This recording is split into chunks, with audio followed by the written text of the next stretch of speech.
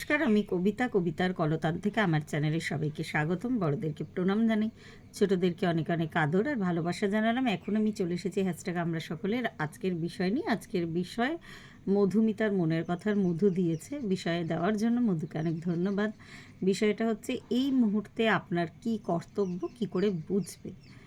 তো যে কোনো মুহূর্তই এটা হতে পারে, এটার কোনো নির্দিষ্ট যে কোনো আনন্দের মুহূর্ত, কোনো বিপদের মুহূর্ত, কোনো দুঃখের মুহূর্ত। তো কী করে বুঝবো সেটা হচ্ছে না, অনেক সময় আমরা বিশেষত এটা কোনো বিপদের মুহূর্তে হয়, আমরা আমাদের উপস্থিত বুদ্ধিটাকে ভীষণভাবে হারিয়ে ফেলি।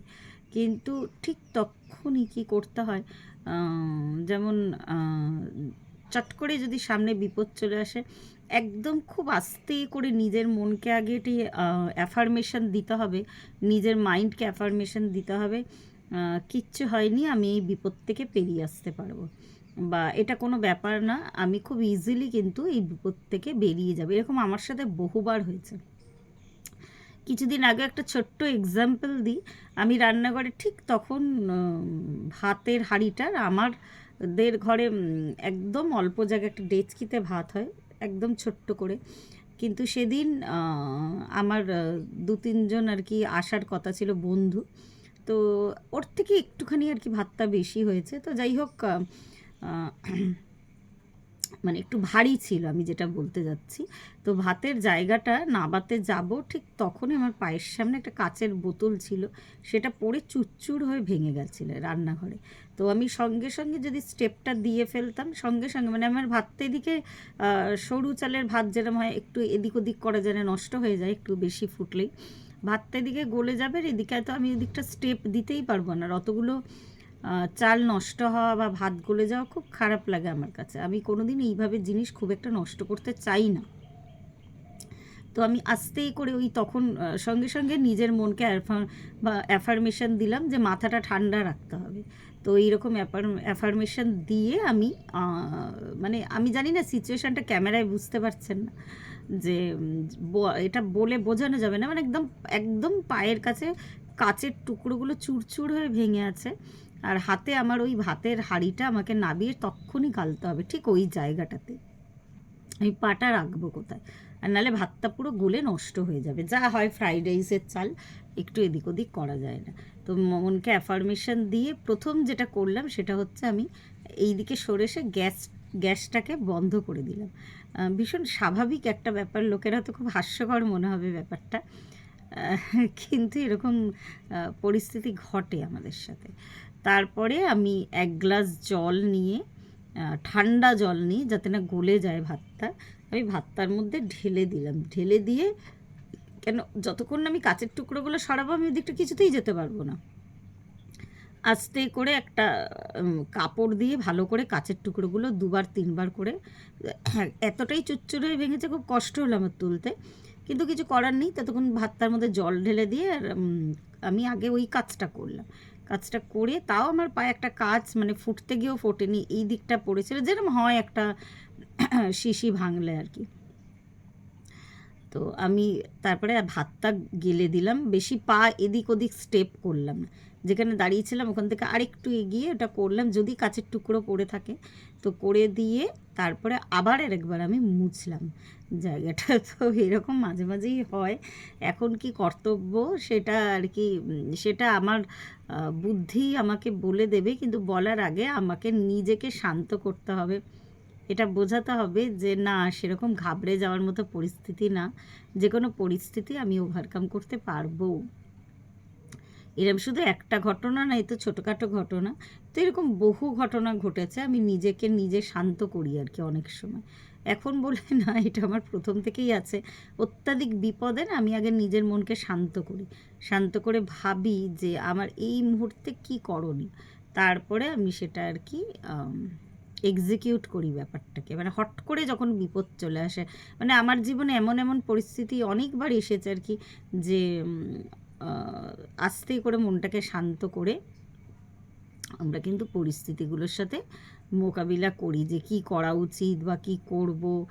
যেমন এর আগে আমি বহুবার গল্প করেছি, আমার পিক পকেট হয়েছিল, আমার সাথে বাসেই, তখনও আমি না মনটাকে শান্ত করে, তখন অত ছোট আমি, 20-21 বছর বয়স আমার, আমি মনটাকে আগে শান্ত করলাম। আমার ব্যাগটা আমি দেখতে পাচ্ছি পকেট, মানে যে আর কি নিয়েছে তার হাতে, মনটাকে শান্ত করে না আমি চেঁচানোর আগে আমি নিজের ব্যাগটা খুলে দেখলাম যে ওরও তো ওরম ব্যাগ থাকতে পারে। এটা তো অনেক আগেকার ঘটনা। তখন কিন্তু আমি হঠাৎ করে রেগে চিৎকার করে লোক জড়ো করতে পারতাম, কিন্তু ব্যাগটা আমার আলটিমেট উদ্ধার হলো। আমি আস্তে করে আগে নিজের ব্যাগটাকে দেখলাম আমার ব্যাগটা নেই, তারপরে ওদেরকেও ভীষণ পোলাইটলি প্রথমে বললাম যে দিয়ে দিতে, ফেরত দিতে, কিন্তু কাহা হ্যাঁ যখন করতে থাকলো তখন একটু আমি গলার জোর বাড়িয়েছিলাম। তো এইভাবে এরম হ্যাঁ, আস্তে করে বিপদের সম্মুখীন হলেই এটাই বলা যে মনকে অ্যাফার্মেশন দিতে হবে। এর থেকে মানে যদি আমি ওই বিপদে ঘাবড়ে যাই বা খুব চিৎকার করে ফেলি, তাহলে কিন্তু ওই বিপদ থেকে উদ্ধার হওয়া আরও বেশি মুশকিল হয়ে যায়। আমি দেখেছি অনেক ক্ষেত্রে ওই বিপদ থেকে কিন্তু উদ্ধার হওয়া যায় না যতক্ষণ না মাথা ঠান্ডা রাখা যায়, তাহলে আরও অনেক উল্টোপাল্টা কাজ কিন্তু হতে থাকে। হ্যাঁ, তো ওই মাথাটাকে আগে ঠান্ডা রাখতে হবে।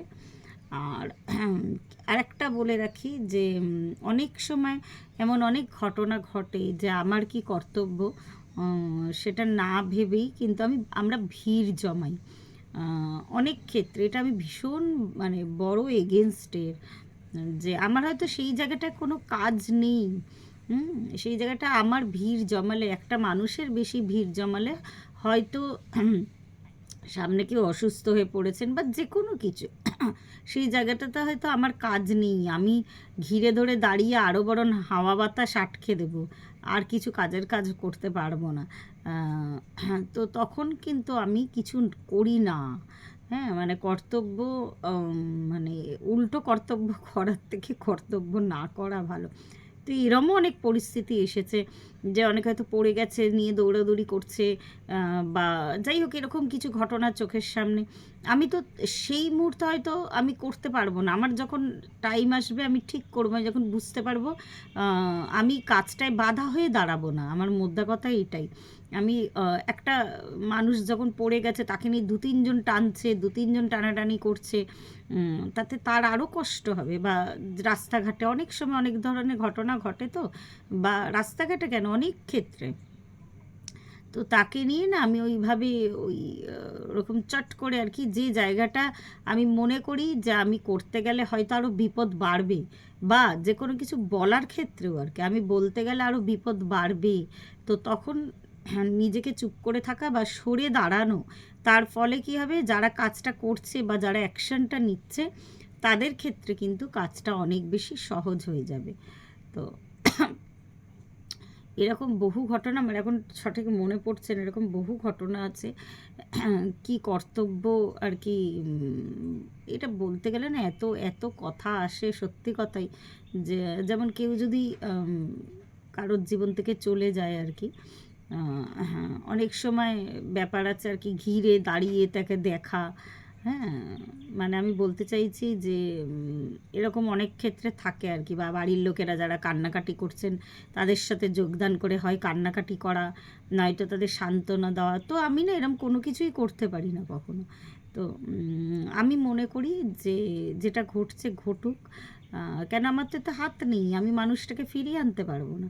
তো অনেক সময় কী হয়, অনেক সময় শ্রদ্ধা জানানোর জন্য হয়তো একটুখানির জন্য যাই, কিন্তু উপযাচক হয়ে কাউকে সান্ত্বনা দেওয়া, হ্যাঁ তার যখন সত্যিই হয়তো আমাকে যেদিন দরকার পড়বে আমি সেই দিন তার জন্য করব, যতটা পারবো আমি তার জন্য করব। কিন্তু খুব গায়ে পড়ে সজাচিতভাবে এটা আমার স্বভাব বিরুদ্ধ, আমি কিছু করতে পারি না এইভাবে। তাতে আরও বেশি টেনশনের সৃষ্টি হয়, আরও বেশি সমস্যার সৃষ্টি হয়। তো সেগুলো থেকে এড়ানোর জন্য এইটা কিন্তু মানে এইটা প্রথম থেকেই আর কি আমার মধ্যে, যে আমি যাই গিয়ে অনেক সময় অনেক ক্ষেত্রে হয় তার পাশে দাঁড়াই, কিন্তু ওই উপযাচকে হুমড়ি খেয়ে না কিছু হবে না, বা ভুলে যাও, কি করবে, এই কথাগুলো না আমি বলি না কখনো।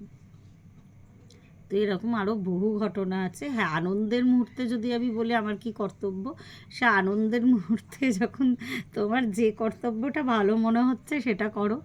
যদি মনে হয় তোমার ইচ্ছা করছে যে সবাই নাচছে আমিও নাচি, নাচো। যদি তোমার ইচ্ছা করছে যে যেমন খাবার যখন, এটা আমার আর একটা আর কি বক্তব্য, যখন খাবার সার্ভ করে কোনো একসাথে কোনো গ্যাদারিংয়ে বা এতে, আমি যেমন রান্নার পার্টটা আমি নিলেও খাবার সার্ভিংয়ের পার্টটা না আমার একটু অস্বস্তি লাগে করতে। যে কেউ যদি মনে করে বেশি কম হয় তো যাই হোক, একটু অস্বস্তির জায়গা আছে। কিন্তু বহু মানুষের রান্না করতে পারি, খাবার সার্ভিংয়ের ক্ষেত্রে আমি এটা অন্যকে দায়িত্বটা দিই, বলি যে তুমি খাবারটা সার্ভ করে দাও বা তুই খাবারটা সার্ভ করে দে। তো এইরকম মানে এইরকম ব্যাপার আর কি, কর্তব্য ভাগ করে নিতে হয়। আর যে কর্তব্য উপযাচক হয়ে করতে গিয়ে, কেন এরকম হয়েছে দু একটা ঘটনা, উপযাচক হয়ে করতে গিয়ে আরও বরং বিপদ বাড়ায় যেটা মানুষের, তো সেই কর্তব্য না করাই ভালো।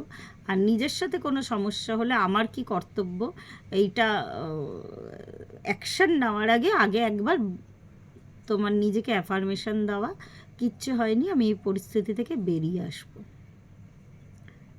তো আজকে এই পর্যন্তই রইল। প্রত্যেকে ভালো থাকবেন, পরিবারের সকলকে ভালো রাখবেন। ধন্যবাদ।